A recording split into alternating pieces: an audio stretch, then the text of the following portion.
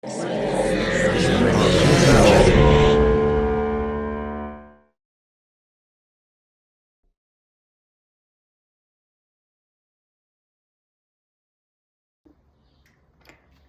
Wants. I really liked this.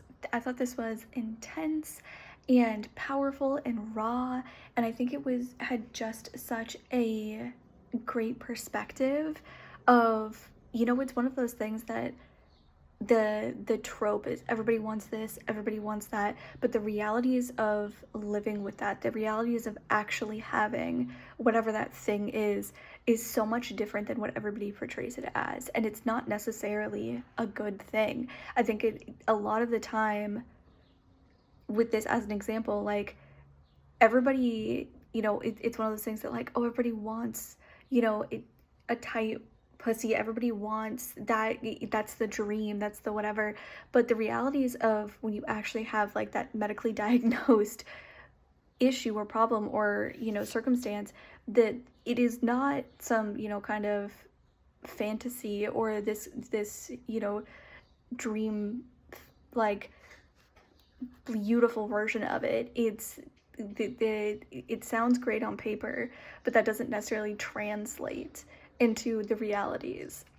And I thought this was so great for shedding perspective and forcing you to think about what that actually would mean and how that actually feels and what, like I said, like, the realities of living with that truly are. So I thought it was great. Like I said, I thought it was really raw, really powerful, that kind of like spoken poetry. And I loved the visuals that went along with it. I thought they added and increased the intensity significantly. I thought it was very, very, very well done. I really like everyone wants a tight pussy. I thought it was like when I say peak of poetry, potent, I would say. As far as like shedding a light on an issue I had no idea about. Uh in a way that's like artistic and thought-provoking, you know.